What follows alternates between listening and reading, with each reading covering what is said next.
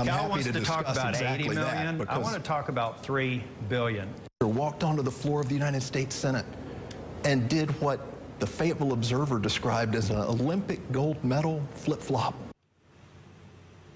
For the first time, incumbent Republican Senator Tom Tillis faced off with his Democratic challenger, Cunningham. It was the first of 3 scheduled debates before Election Day. CBS 17's Capitol reporter Michael Hyland joins us live tonight with the highlights. Michael. Cunningham said tonight he would be hesitant to get a COVID-19 vaccine if it were approved by the end of the year, citing corruption in Washington. But Senator Tillis says he has no doubt it would be safe.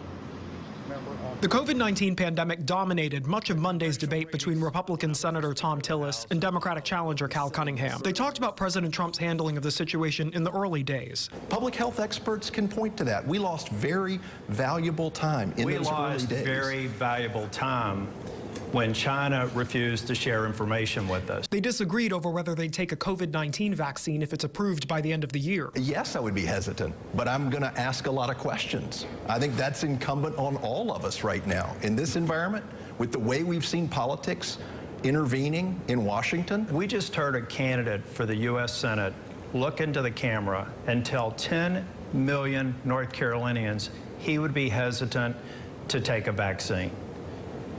I think that that's irresponsible. They met as Congress remains deadlocked over a new stimulus bill. Last week, Senate Republicans took up but failed to pass a smaller bill than what House Democrats passed. It's a shame that you'd vote against it for other priorities that we can fight on another day.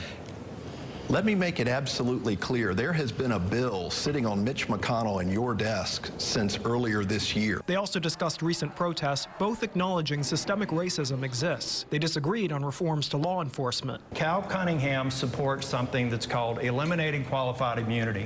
What that tells every police officer is that even if you're clear. When law enforcement agents can and cannot be sued, they don't understand. The public doesn't understand. We need to statutize what is permissible and what is not permissible. Both candidates also said they support the state's mail-in voting system. The president has tried to raise doubts, even suggesting at one point people try to vote twice. Senator Tillis says he's already requested an absentee ballot for himself. Cunningham says he'll vote in person during the early voting period. Live in Raleigh, Michael Hyland, CBS 17 News.